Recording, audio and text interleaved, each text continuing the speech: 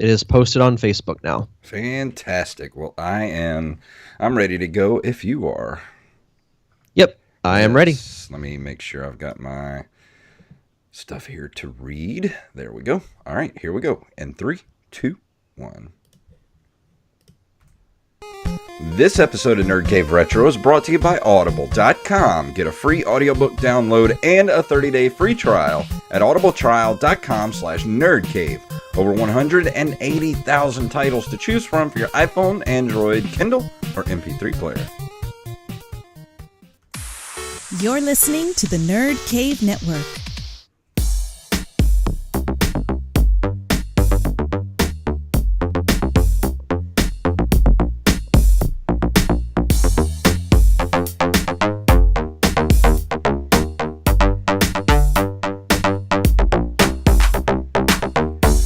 Greetings, programs, and welcome back to another edition of the Nerd Cave Retro Show. My name is Jason Robbins.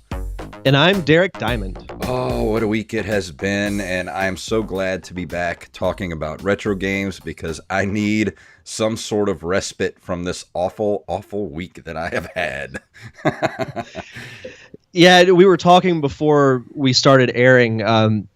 Sometimes life just kicks you in the ass. Yeah, it's weird. And I know I've had one of those weeks as well. It's been between my crazy work schedule and just trying to get things ready with, this show, my show, the movie I'm starting to work on, and all other kinds of stuff going on. It can be a little much sometimes, but as we record this, we're recording this on a Sunday night. The baseball team I work for is going on the road for a week and a half, so I'll actually have a normal work week and a weekend. I've almost forgot what those are. I'm glad to be here too. I've been really excited about doing the show all day. Yeah, I knew that the universe was going to balance itself out because I had such a good week the week before. Going to New Jersey and going to win some awards at the Hang On to Your Shorts Film Festival for Monsters Anonymous and getting to hang out with Joey Image. I got to go to Jay and Silent Bob's Secret Stash. Had such a good week. And then I come back here and my entire week has just been one giant elephant shit sandwich since Monday. And that's as nicely as I can put it. I'm sorry if there are children in the car, but kids, sometimes life gives you a giant, some Dookie soft serve and a giant ice cream cone, and sometimes you just got to eat that big Dookie soft serve and grin and bear it and just try to get through it as best as you can. So get prepared, kids. I'd hate to see the size of the bread in that sandwich you were talking about. Oh, it was big. It was a nice. It was like, imagine like just a big French bread loaf with a big giant elephant turd right in the middle of it. I was thinking that, or maybe like a giant thick slice of sourdough bread. Yeah. But hey, we're here now. We're talking about retro gaming, so it's going to be a better week. Absolutely. Tomorrow's a new week. This caps off the week for me right here on Sunday nights doing the show. Tomorrow's a brand new day, a brand new week, and let's get positive. Forget that this last week ever happened, and let's go ahead and move into the news. What do you say? Sweet. If I can get it to play. There we go.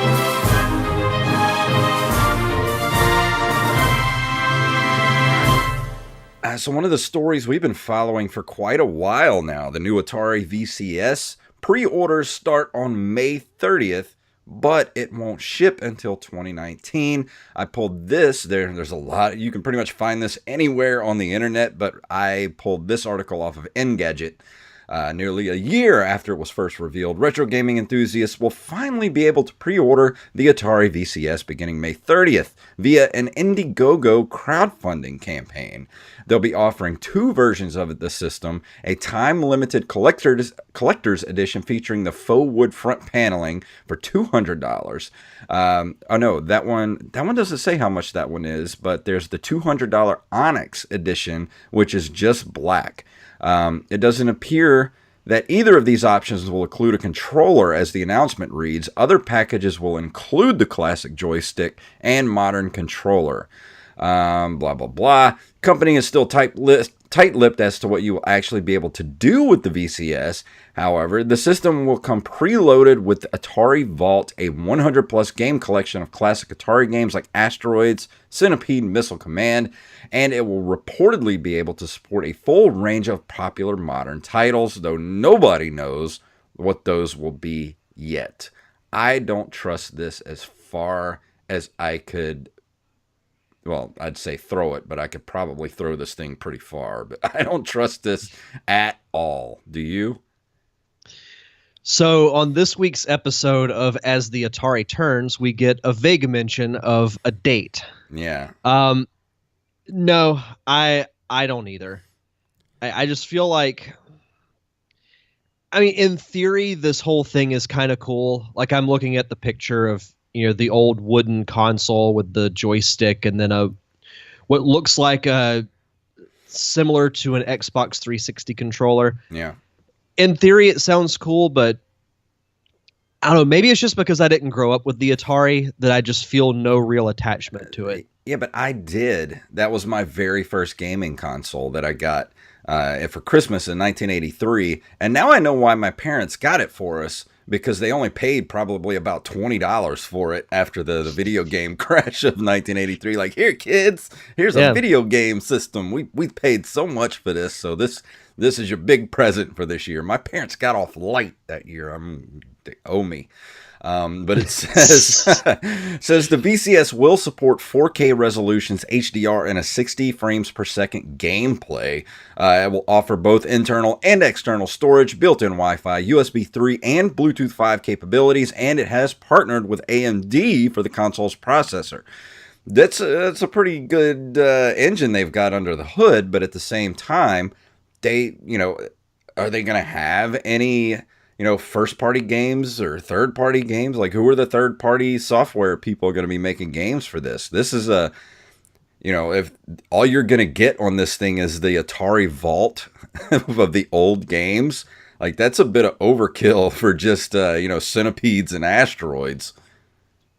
Yeah, I mean, it says a full range of popular modern titles, but again...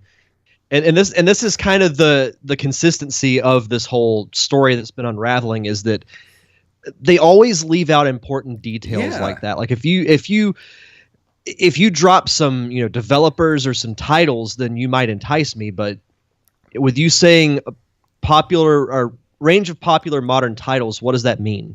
Exactly. I mean, are they gonna have the newest? Why don't they partner with Activision and do like the next Call of Duty to be like their launch title or something? Like, do they even have a launch title? Like, what are you gonna be able to play on this thing when you get it? When if they ever fulfill their orders and this thing actually gets made, what's it gonna ship with? Does it have a pack-in game, or is it just a really expensive retro console, like the Atari controllers that you buy at Walgreens that has like 30 Atari games on it? Is it basically a souped up version of that?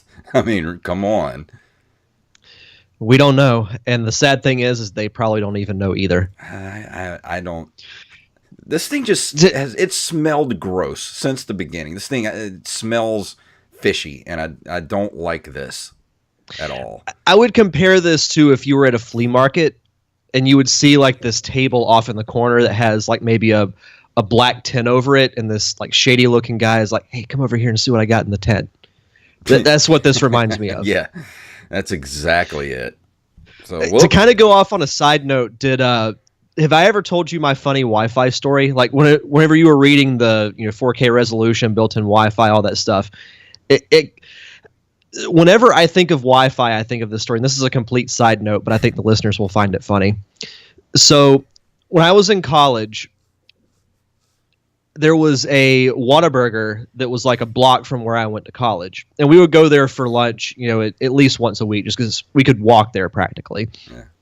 And you know how they have the sign in front of the door is like a little sticker that says free Wi-Fi. Mm-hmm.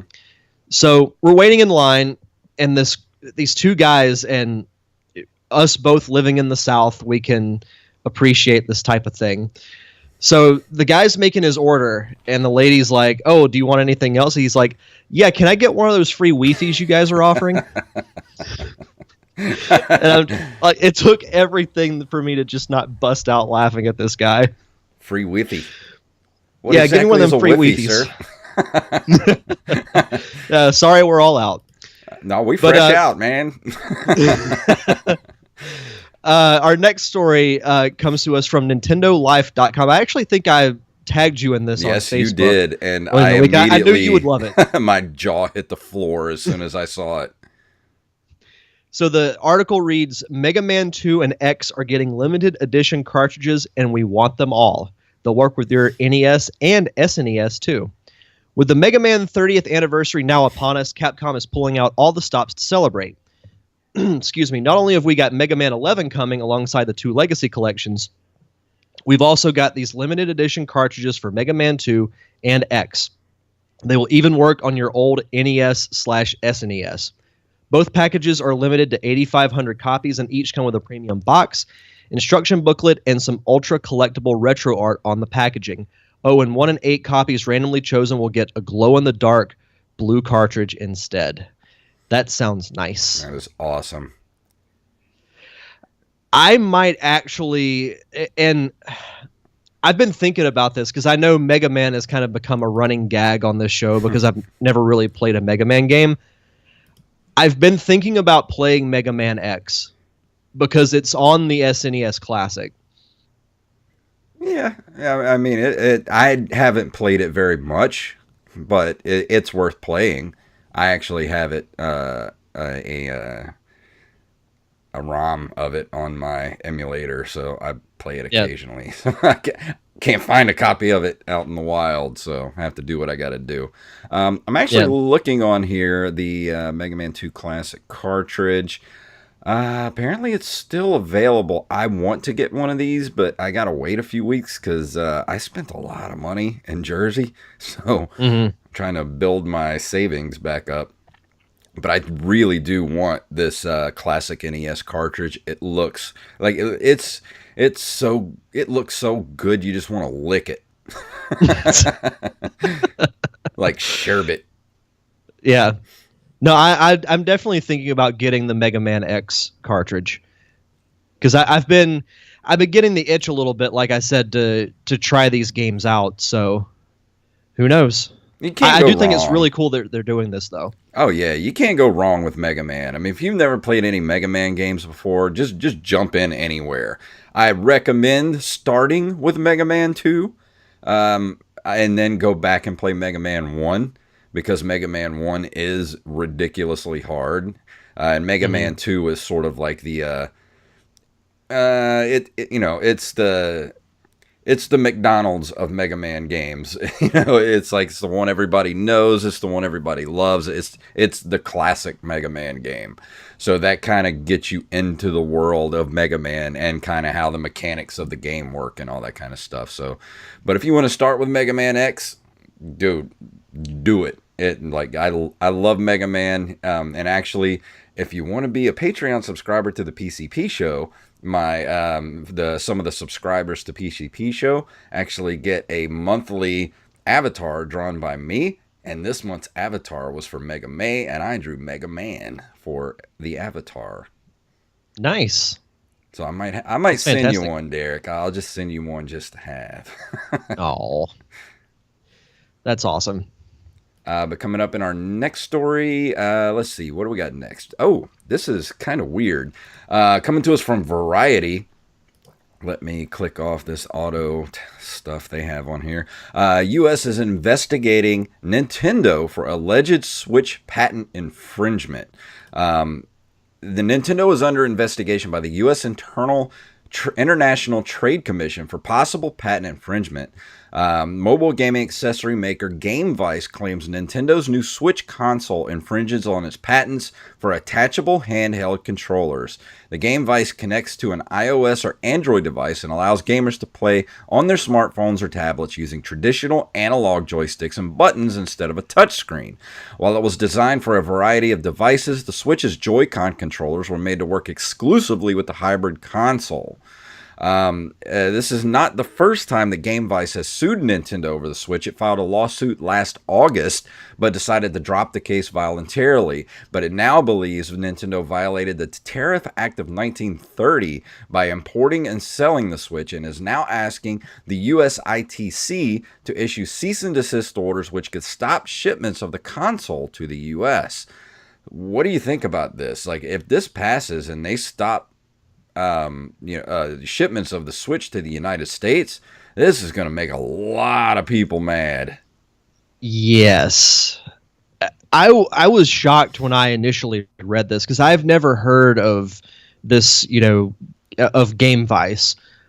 But looking at the picture, I mean, if they design this first and they have the patent for it, that's going to make things very, very interesting. Yeah. I mean, it sort of, it does resemble the Switch, but at the same time, it's sort of like, it's one of those things where, I understand that it's a patent and all that kind of stuff, but this sort of seems like the kind of thing that is a natural progression of gaming, especially, handheld gaming, and, the Nintendo Switch being a hybrid console. I don't think they intentionally, stole the idea, but I don't know. I don't think, maybe Nintendo should just give them like some sort of residuals or something. I don't know, because I don't think they should stop making or stop shipments of the Switch because of this. No. Because how many people actually have this, like the thing that they made, GameVice? This is made for, if you look at it, it sort of looks like the Switch controllers, but you hook a phone between the controllers to be able to use it sort of like, a portable gaming device. So I don't know. I don't know what to think about this. I think if they do stop shipments of the Switch, a lot of people are going to be angry about this. Yeah. This is going to be an interesting one to follow for sure. But I also think Nintendo has enough money to throw at this to make it go away. Yeah, just slip some hush money under the table, and that could be the end of it. That's what I would do, to be honest. Yeah. But our last story also comes to us from Variety.com. SNK Neo-Geo Mini allegedly revealed in leaked photos. Last month, Japanese video game hardware and software company SNK teased a 40th anniversary mini edition of its Neo Geo console on Twitter, and now we might know what it looks like thanks to a leak by an anonymous source. YouTuber Spawnwave posted a video on Thursday which details on the new Neo Geo Mini. It looks like a tiny arcade cabinet with a 3.5-inch screen, built-in analog joystick, and buttons. There's also an HDMI port for people who want to play on a bigger screen, and of course, along with a standard headphone jack. Ports on either side of the Mini allow 1 to 2 players to plug in wired black and white USB-C controllers. And if anybody wants to look this up, the photo is at the top of the article. What do you think about this, if this is true? I don't like this at all. Yeah. It looks so small. Yeah, it looks like those, like you can go to Target right now and get like an old Centipede machine or whatever. I actually have one on the shelf behind me. I could grab it. But let me just, for the people looking, let me just turn around and grab this real quick.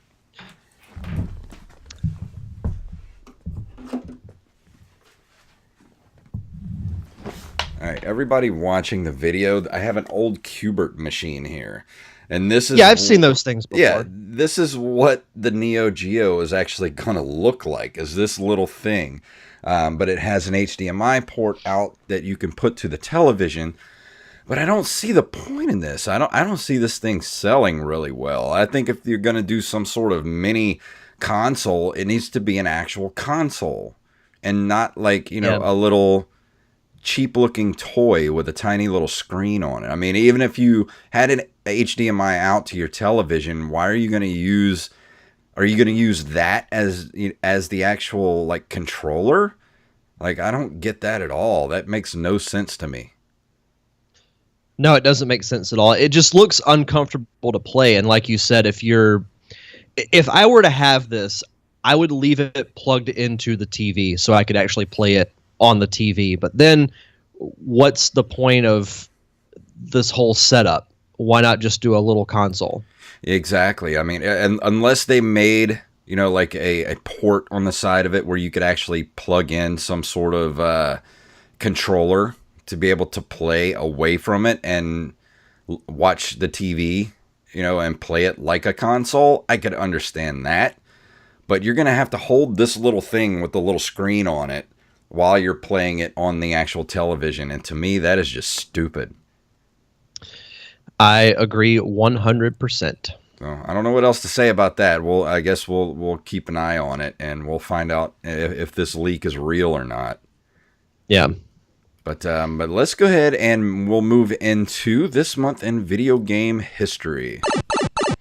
In May 22nd of 1980, Namco releases Pac-Man, originally Puck-Man in Japan. It becomes the highest grossing game of all time. It has the first gaming mascot character, established the maze chase genre, opened gaming to female audiences, introduced power-ups, and featured cutscenes. I mean, what can you say about Pac-Man? It's one of the greatest video games of all time. Other than the Atari version. Yeah. I mean, Pac-Man's, one of the top 3, I think, most recognizable games of all time. And one of the most recognizable characters of all time. I mean, who doesn't know Pac-Man? Yeah, I mean, he's been around longer than Mario, and he was just as recognizable as Mario. I think even to this day, you could probably ask a little kid who, hold up a picture of Pac-Man and be like, who is this? And they would know it was Pac-Man. Yeah. Yeah, such a fun game. I haven't played Pac-Man in a long time, but... Yeah. Miss Pac-Man is still one of my favorite games of all time. Like, every time I see a Miss Pac-Man machine, I have to play it. In May of 1980, Stratovox from Sun Electronics is the first video game with voice synthesis. I've never heard of this game, but that's a really fun trivia question. Yeah, I wonder if this is if they talked about this on the video game years. Because I don't remember this game at all. Because there are a lot of games I've heard that that had featured voice synthesis in those early days, and it was rough back then because it took up a lot of memory to save those voice files. So they just didn't do it very often. Yeah, it's still an interesting fact, though. Yeah. In May of 1985, Namco releases Metro Cross. And Metro Cross is a platform arcade game that was released by Namco in 1985. It runs upon Namco Pac-Land hardware, but with a video system like that used in Dragon Buster, modified to support a 2048 color palette. I don't remember this game either. It kind of looks almost like what's that game? TNC Surf Designs. It almost looks like that. That might be what I'm thinking of because I'm looking at the screenshots and the look and everything looks very familiar. Yeah. But I might be thinking of the game you're talking about. It was re-released as part of Namco Museum Volume 5 for PlayStation and the Namco Museum Virtual Arcade for Xbox 360. A high-definition sequel called Aero Cross was being developed for the Xbox Live Arcade and PlayStation Network as part of the Namco Generations line until it was canceled, along with the Namco Generations brand itself being discontinued. I never heard about that. I didn't know that happened. Weird. No, I haven't heard of that either. But also in May of 1985, Konami releases Gradius, a.k.a. Nemesis. Never heard of this game. Oh, you've never heard of Gradius? Gradius is one of the greatest side-scrolling shooters that you can get for the NES. Let me see. Was this the? I'm trying to remember if it was the sequel to. Was it? No, it was the first one. It was Gradius, and then Life Force was the sequel to Gradius, and then there was Gradius 2, which was it bared no relation to the MSX game titled Gradius 2. Gradius II as the sequel to Gradius in terms of chronology. Well, that starts to go into Final Fantasy territory right there. And then there was Gradius 3, but there was also Nemesis, which was going along at the same time as that. So it was weird back then when they had everything was named different things between Japan and America, and also in the PAL region too. A lot of things would be named different names, so it's hard to keep a track of a lot of this stuff and know which game was which and which one was the sequel to what. Makes you wonder why in the world they did that in the first place. I know, but if you've never played Gradius, dude, you got to play some Gradius. That is written down, so up there as one of those Nintendo must-haves is Gradius. I'll keep on the lookout for it. Also in May of 1985, Capcom releases Commando, a vertically scrolling on-foot shooter which inspires many games with similar themes and gameplay. And no, it is not based off the Arnold Schwarzenegger movie. It was basically... Oh, that's unfortunate. Yeah, it was one of those games that fell into that genre of like Akari Warriors and... Jackal and things like that. That kind of top-down run-and-gun shooter sort of genre. That was a big genre back in the mid-'80s. I don't know what happened to that genre. Well, I know there's still games that come out sort of, that do that, but man, that genre's heyday was in the mid-'80s. Yeah. No, I've never played of this game, but I've definitely heard of it. I see it for sale. There's one screenshot on Wikipedia. I've definitely seen it, but never played it. Yeah, I see this game for sale all the time at the retro shop. I may pick up a copy of it one of these days. In May of 1990, Ninja Gaiden 2, The Dark Sword of Chaos, known in Europe as Shadow Warriors 2, The Dark Sword of Chaos, was released by Tecmo for the NES. The game was later released for the Commodore, Amiga, and DOS-based PCs by GameTek in 1991. And I actually might be reviewing this next week because I bought this a couple of weeks ago at the retro store, and I've been playing the hell out of this game. I didn't like it when I was a kid. I actually had a copy of it, but I never finished the first Ninja Gaiden, and I still haven't to this day. But when I don't know, I guess I just never got into the second one because it was... It was kind of the same aesthetic as the first game, but at the time I didn't realize, the things that it did differently and the things that it improved upon. But now that I'm older, I can really appreciate what that game did for the Ninja Gaiden saga. And it is a very, very good game. I can't wait to hear more about it. And also to round us out for this month in video game history, on May 6th of 1991, Sierra Online releases the Sierra Network, which is also credited as the first graphical MMORPG. Due to its inclusion of the Shadow of Iserbius, TSN would later become its more memorable name, Imagination Network, after a total buyout from AT&T in 1994. AT&T seems like a random company to buy out something like the Imagination Network. I know, that's weird. I guess that must have been the beginning of AT&T's reign of terror for the last 25 years. I know it's been a while, but I know we have talked about Sierra Online before on this show, but I think it's been a while. Yeah, I mean, we've talked about a lot of the games that you could play on the Sierra Online network. Especially just the Sierra games, like the King's Quest games and things like that. Sierra was one of those, publishers that were just cranking games out back in the, early to late 80s into the 90s, pretty much every single This Month in Video Game History has some sort of Sierra release on it. Yeah, that was one of the things that I remembered us talking about. But let's go ahead and I wanted to ask you, Derek, have you started on the new Star Wars book you were going to start listening to? Well, unfortunately, I have not, because of my week not being exactly the greatest, much like yours. But I am going to start it this week. So I will say, if I can pull up the app real quick. My phone's acting up for some reason. But for you, the listeners of the Nerd Cave Retro podcast, Audible is offering a free audiobook download with a free 30-day trial to give you the opportunity to check out their service. My recommendation is going to be Last Shot by Daniel Jose Older. It's a Han Solo, Lando Calrissian story that ties into the upcoming Solo film, which, now that we're in May, I mean, it comes out in a couple of weeks, which is insane to think about. I know. I can't wait to see it. I'm excited for it. I am too. I actually think it's going to be really good. I think it's going to be a really fun movie. And I think that's what we need, like us Star Wars fans need. Absolutely. But other than that, they have a ton of other books to choose from: fiction, nonfiction, romance, sci-fi, gaming.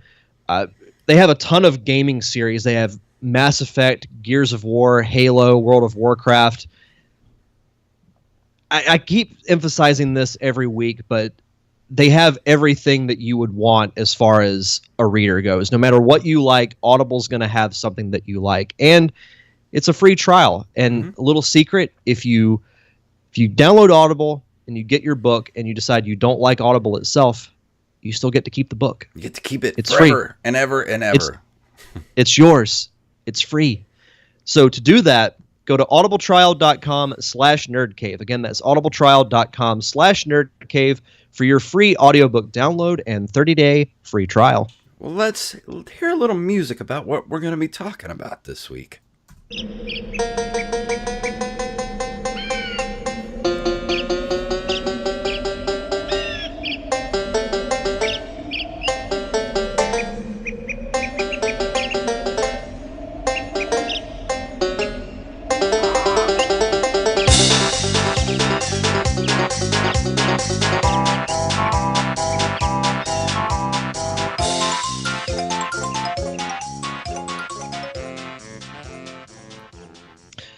Such catchy music. So this week, I'm going to be reviewing the sequel to the hit N64 game Banjo-Kazooie, Banjo-Tooie. It is a platform video game developed by Rare and published by Nintendo for the N64. It was first released on November 20th, 2000 in North America and in April of 2001 in Europe. It was also later released on the Xbox Live Arcade in April of 2009, which once Rare went over to Microsoft, I was really happy that they did that because, you know, I still have one, but when I had the 360, I haven't played a ton of games for it, even outside of Halo.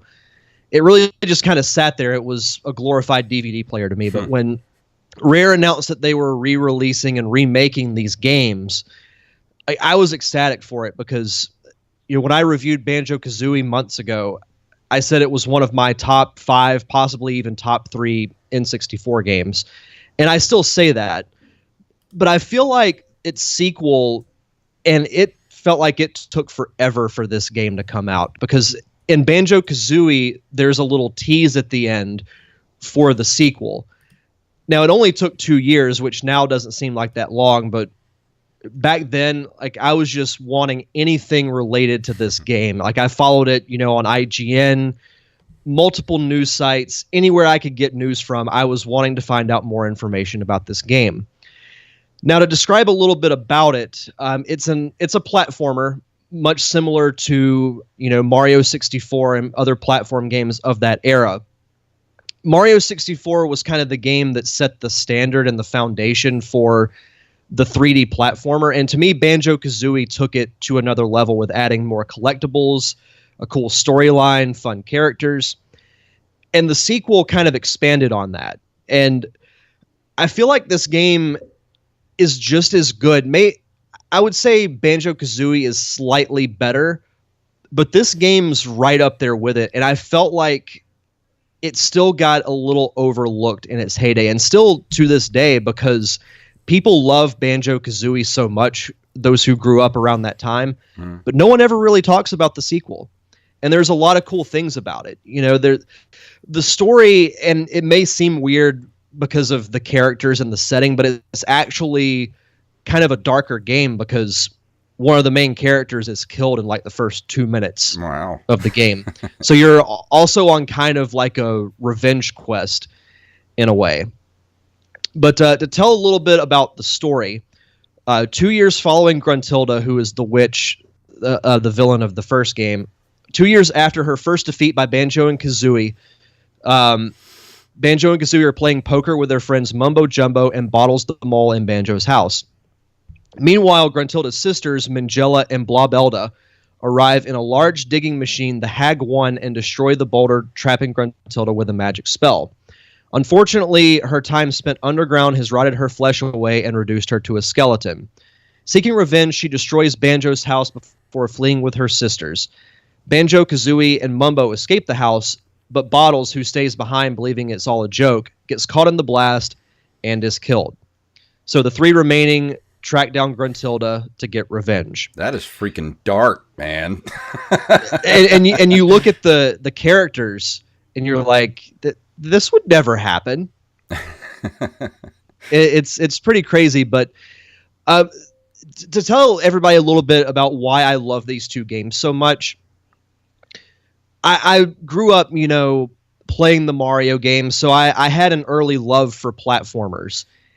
And these two games just offer so much replayability between the collectibles, the story, the various worlds. So say in Banjo-Tooie, your main hub world is the island that the witches live on. It's called the Isle of Hags. And from there, you go into different subworlds. Like you have a Mayan temple, you've got a mine, you've got a rundown carnival called Witchy World, which is my favorite world in the entire game.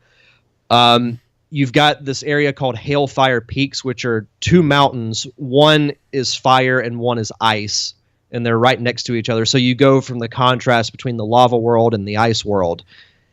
So there's so much variety, and every world offers a different experience.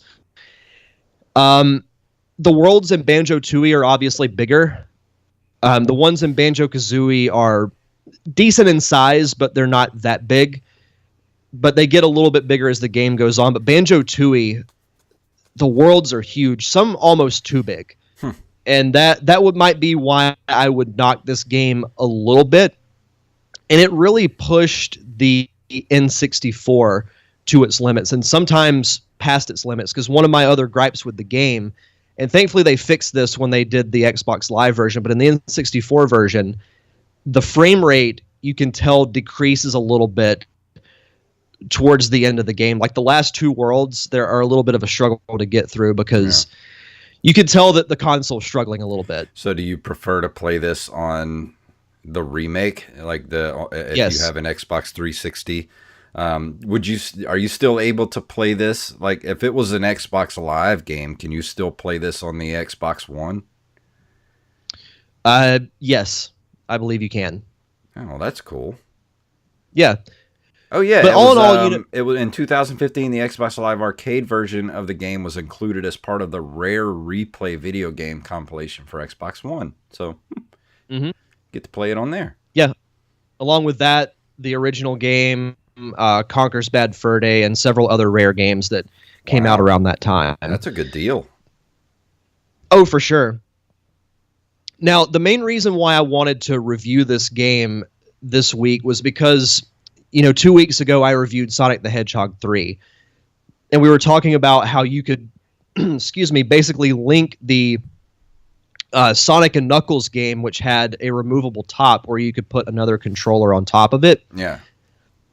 Rare tried something similar that ultimately failed. And it was this concept that they introduced in the tease at the end of Banjo-Kazooie called Stop and Swap.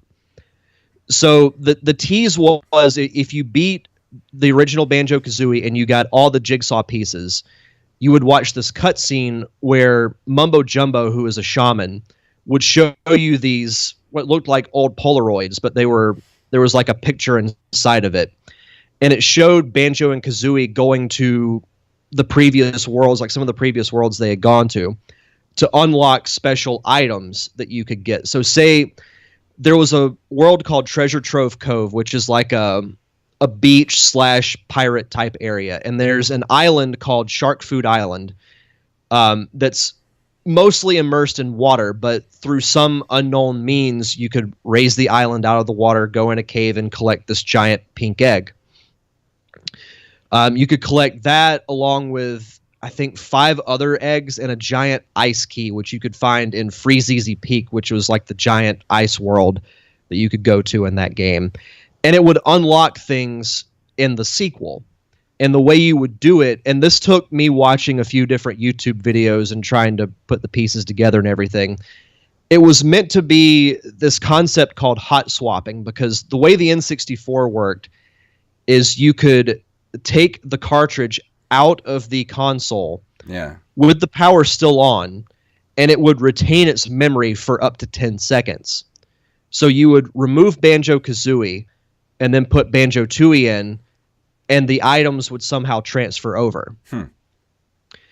Now, where the mistake was is that this could be done on an N64 that was made pre-1999. The problem is in 99, Nintendo changed some of the circuitry around, where instead of having 10 seconds of memory, it would only have 1. And Banjo-Tooie came out in 2000, a year after this happened. So it basically eliminated the whole stop and swap thing. So what they did was, for the N64 version, you could find these hidden cartridges in the game, and all you would have to do is break them open, and those items would be there. Okay. And then you could use them for some type of... It wasn't a required thing. It was just kind of, a cool feature. Like if you found the ice key, you would unlock this vault that had a magic creature that you would take to one of the shamans, and it would turn Kazooie, who's the bird who's in Banjo's backpack, it would turn her into a dragon. So just little things like that. And when they released it on Xbox Arcade, they basically, if you bought both games, it would unlock those hidden areas in Banjo-Kazooie, and you could just go get the items. So that was, I remember, a really big story, because everybody was trying to figure out what the whole thing meant. And then, but didn't the N64? I mean, I hate to cut you off, but I'm trying to figure this out as you're talking about it. Didn't the N64 have a memory backup system that you could plug into the actual controller? Why didn't they utilize that to be able to save the memory to switch out the games? That's actually a very good point. None of the YouTube videos I watched mentioned anything about that. I mean, I'm right about that, right? Didn't the Nintendo 64 have a memory backup for the? I think so. I think they did. But see, my thought was, and I know you might be conceding by copying from Sega, but why not just do what they did with Sonic and Knuckles? Just make Banjo-Tooie a cartridge similar where you can just plug Kazooie into it. And you're basically playing Banjo-Tooie, but you can go back into the old worlds and get the items. You're basically doing 2 games in one. Yeah, you had the original N64 memory card, which was called the Memory Card Plus, that you would plug into the actual controller. And it's so weird that why didn't they just utilize what was there instead of relying on a 10-second window of trying to switch out the game cartridge? That would just make it so much easier, and at least in my mind, to just utilize what's already there. I mean, 10 seconds to switch out a cart would be like, ooh, like I'd be all bumbling trying to like get one out, Yeah. and, like get the other one. Plus, I'd like, be scared I would screw up the whole system. Exactly. I mean, you got like 10 seconds to make this thing happen. It's like that. I don't know. That just seems like that's like asking for trouble. Yeah. No, I totally agree. Because, you know, when the whole stop and swap thing turned out to really be nothing, there were a lot of angry people on the internet. And, you know, I was one of them because I remember I followed this story. There was this old website. I don't think it's around anymore. It was called the Rare Witch Project.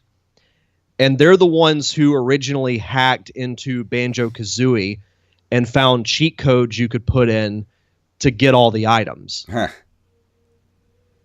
But, you know, kind of going back to Banjo-Tooie itself, you know, I always use this analogy that what makes a sequel great is when you take what worked in the first one, keep it, but add just enough to it to make it feel more fresh. Yeah.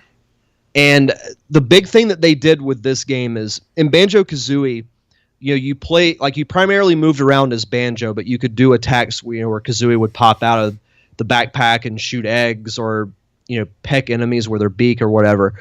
But in Tooie, you can actually separate the two. Like you can play as just Banjo or just Kazooie, because there are certain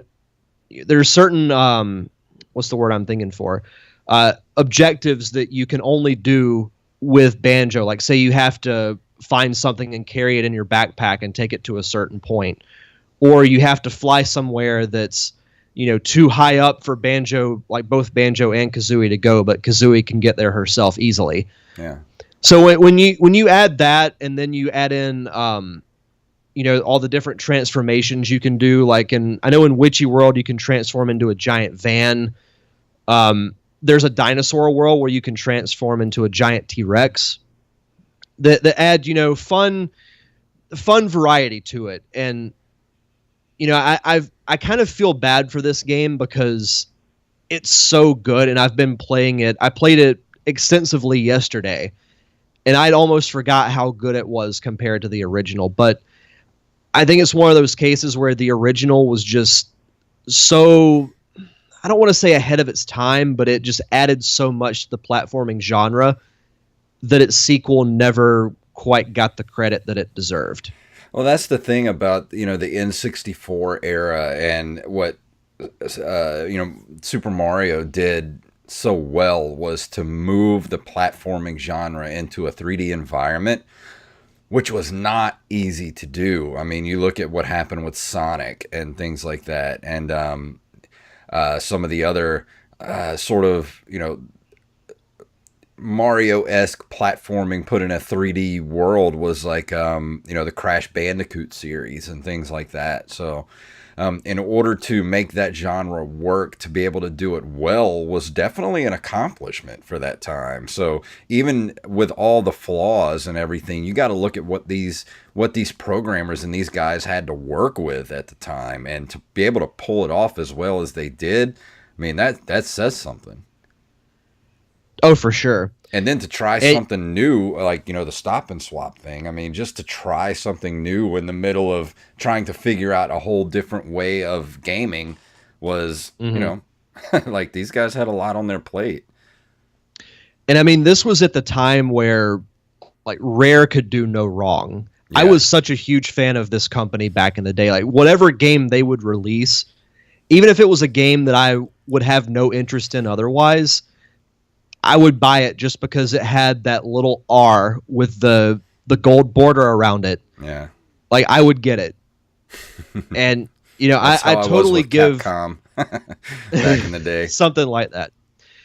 But yeah, to talk a little bit about the development, it was developed by Rare and designed by Greg Mayles, who previously worked on Banjo-Kazooie. It started in June 1998. Some features that were originally cut during the development of Banjo-Kazooie, such as some of its world, in a multiplayer game mode, was instead integrated into Banjo-Tooie. That's another thing that I like about Banjo-Tooie is its variety of mini-games. Yeah. With Kazooie, there weren't really any. You just kind of went into the world, got your collectibles, left, and moved on to the next one. But with Banjo-Tooie, one of the cool features is you can actually, in select areas, pull Kazooie out of your backpack and use her as a gun. Well, that's used for many, a lot of mini games in Banjo-Tooie. There's some, first-person shooter type stuff, all kinds of cool things. And, and to kind of move on to the reception of it, it was critically acclaimed and sold more than 3 million copies worldwide. Johnny Liu of Game Revolution considered Banjo-Tooie to be less repetitive than Donkey Kong 64, which a lot of people don't like, but I'm one of the few that seem to. And a worthy successor to Banjo-Kazooie. Nintendo Power referred to it as the perfect cross between Donkey Kong 64 and Banjo-Kazooie, noted that it features less backtracking between levels than DK64. Some of the scores that it got, IGN gave it a 9.4 out of 10, GameSpot 9.6, Nintendo Power gave it a 9, Game Rankings 91.3%, and Metacritic a 90 out of 100. So, wow. And at the 2000 GameSpot Game of the Year Awards, it got Best Platformer. Wow. So, widely praised game, and it deserves all of it. But when I say that I feel like it doesn't get the credit it deserves, I feel like when people talk about these type of games, people will only talk about the original one. Yeah. And not so much the sequel. But, I love it. I was glad that, I went back and revisited it. I definitely want to play more of it. As far as, I want to say I gave Banjo-Kazooie maybe a 9. I would give this one an 8.5. It's not bad. And I would say I'd knock it a little bit again for the frame rate issues and more of like the technical side of things, but still a very, very good game. And I think anybody who missed out on this game should definitely play it. If you have an N64 and not an Xbox 360 or Xbox One, I still recommend the N64 version, but keep in mind that the system struggles a bit as the game moves on. I wonder why they don't re-release this stuff, because it was Nintendo, originally out on the Nintendo. Why doesn't Nintendo get with Rare and re-release this stuff for the Switch? Because this would be perfect fodder for re-releasing this stuff to a younger public that maybe was too young to experience this the first time around. Oh, that would make me so happy if they did that. So happy.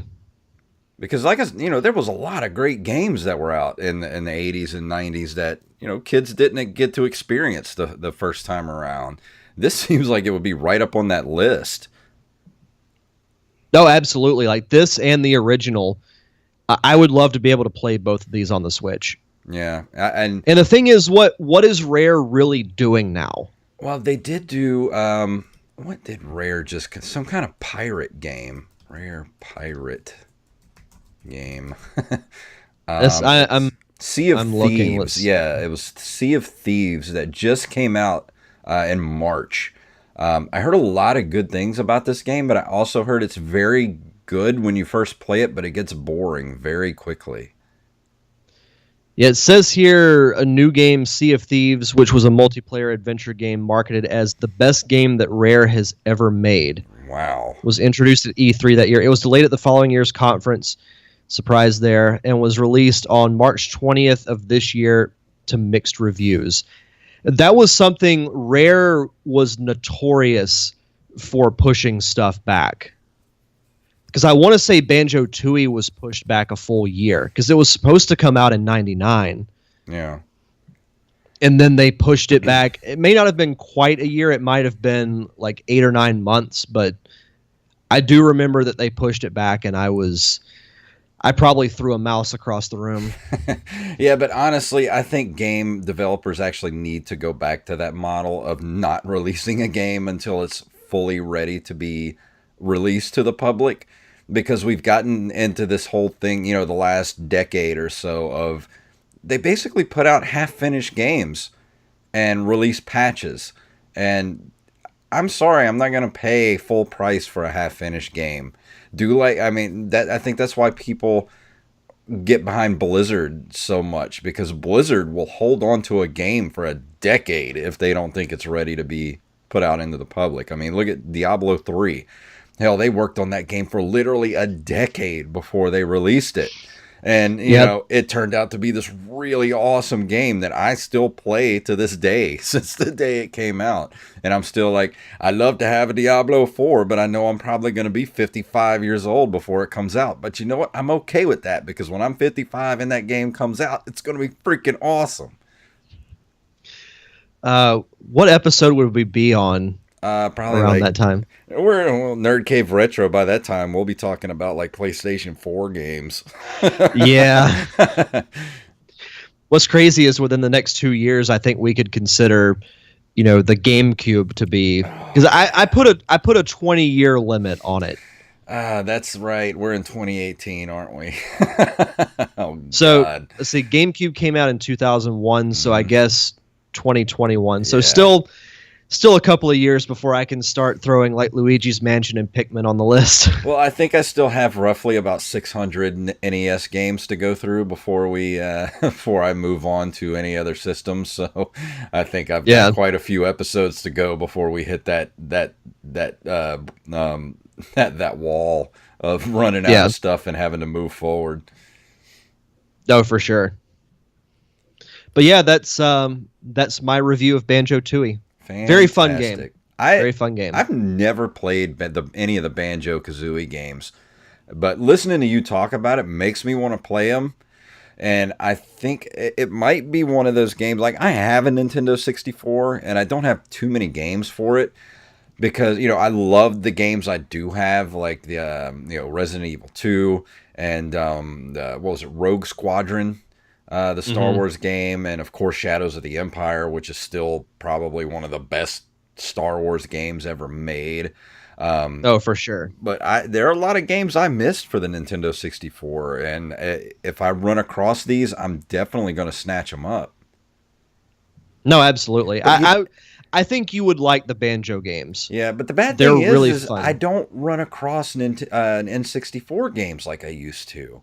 5-6 years ago, going to the flea market, you know, you would trip over like Nintendo 64s and Nintendo 64 games, even like Super Nintendo games and Nintendo games. You used to be able to trip over these things. And now, you know, like I go to the flea market and maybe 1 out of every 6-7 trips, I'll actually find something worth buying.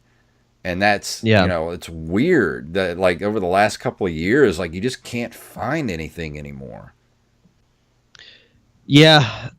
No, I feel you on that one.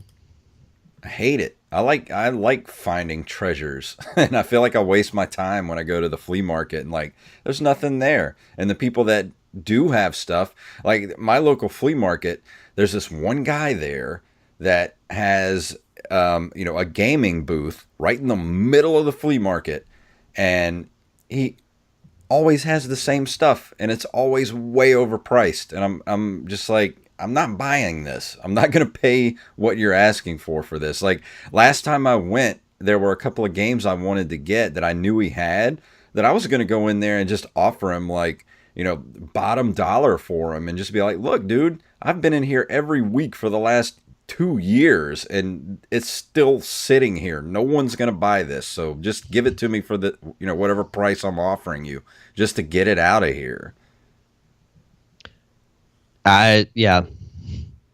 It's crazy when you see stuff, because there have been games, like I have a local retro gaming store here, and I'll see games just sit there for months and months, and nothing ever, like no one ever comes in to get it. Like, maybe if you just knock the price down a little bit, I might actually, might actually walk out with this thing. Well, it's like I was telling Joey Image when I was in New Jersey and I was at that retro shop up there.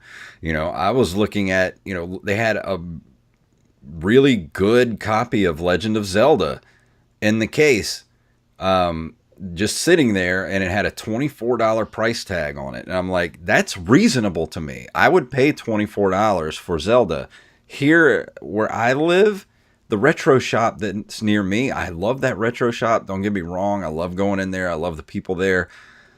But when you have 5 copies of Legend of Zelda and you have a $50 price tag on them and it's the same copies every time I go in there, you're not going to move them. Lower the price. Nope. It's not worth $50. No, it's not, because there are so many out there. It just drives me nuts. It's that thing where people, just because it says Zelda on it, people think that it's worth a ton of money, and it's not. Yep. I'm not in this for the money, and I want people to know that. I don't buy games to turn around and sell them. I buy games because I want to have them, and I don't want to overpay for something that I know for a fact is not worth that much. So that's my whole argument against the thing. I hate when I start collecting stuff and then the price starts to skyrocket because everybody else, comes in thinking that they have gold because I want it, or people like us want it, It just drives me crazy. People just suck.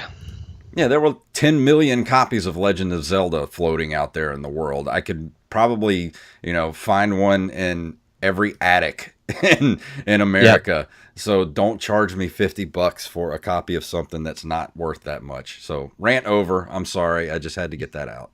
I've had a rough week. Forgive me. No, it's understandable. No, it's all good. But next week I think I am going to go ahead and do Ninja Gaiden 2, since that's what I've been playing the most lately. So I'm really excited to talk about that game, because everybody knows that Ninja Gaiden is my white whale, and one of these days I will actually finish that game. I'm going to. But I don't know how long it's going to take, but, we'll see. But Derek, I didn't get to see your stream last night or the night before, your Star Wars Day stream. How did that go? It actually went really well. For those who were listening last week, I got to do a live episode of my show, The Derek Diamond Experience, at the Blue Wahoo Stadium where I work. We did our Star Wars night. The night itself actually went really well. A lot of people wrote in some nice things. Doing the podcast was fun. I had one of my coworkers who was the on-field MC for the night. He was also a huge Star Wars fan, so he joined me and we just talked, and we had fun. I had 2 of my other coworkers hijack the show. That was pretty fun. But I'm going to be releasing the audio version of it this week, so you get a chance to listen to it. But it was really cool. We're also doing, in August, we're going to do a superhero night, and I'm probably going to do another live show then as well. Awesome. And I did get to finally, I got to listen to the entire part 1 and part 2 of the survey panel that we did for your show a couple of months ago. And if you haven't listened to that, you're missing out. That is some, you get to hear what it's like to make, if you ever wondered what it's like to make a movie, go listen to that podcast. You get to hear about every step of the way of the making of Survey. And just some funny banter. Yeah. It was fun. I actually want to go back and listen to it again because I had such a good time reliving it. And the kudos, sir. Your show is killing it, and you're doing great work over there at the Derek Diamond Experience. I'm jealous. Well, I appreciate that, and next thing you know, it'll be episode 200, and I might lose all my friends that night, but you know what? That's okay. But as far as the pop culture palette, we just released an episode last Saturday, which was me basically giving, it was me and Joey Image talking about, well, no, wait, was that I'm so confused on which episodes just came out. Let me look at our Pop Culture Palette page, make sure I'm talking about the right one. Because I did do the one episode with Joey Image. Yeah, that was it. Or I talked about my New Jersey trip with Joey Image. And Steve Scott was back for the night. He's back in America for a couple of months. And he came back on the show to tell us all about his time in Europe and working on Normandy Gold, all the stuff that he's working on now. So if you're any kind of, illustrative artist, or, you're interested in comic book art and all that kind of stuff, please listen to the Pop Culture Palette, even the old episodes when Steve was a regular host. He is one of the most talented people on planet Earth, and I wish him all the best in the world, and I wish we could have him on the show every week, but I know that him living over in, where is he? He was living over there near Paris now, and it's really hard to get him on the show because it's like a 12-hour difference. And whenever we record here, it's like 3:30 in the morning over there. So he hasn't been on very often. But go listen to that episode. It's episode 176. It's at pcpradio.com and at PCP Show on Twitter. And that's going to just about do it for this week. So, Derek, anything else you want to throw out there before we go? No, I don't think so. I think I'm good. Well, let me go ahead and do this here. And if you would like to email us, you can email us at nerdcaveretro@gmail.com. We got no emails to read this week, people. You're slacking. I like reading emails, so send them in to us. You can find us at nerdcaveretro.com. We're on Instagram and Twitter at nerdcaveretro, at jfunktastic, and at Derek_Diamond. And we're on Facebook at facebook.com/nerdcaveretro. So, Derek, please tell them what it's all about. May the way of the hero lead to the Triforce.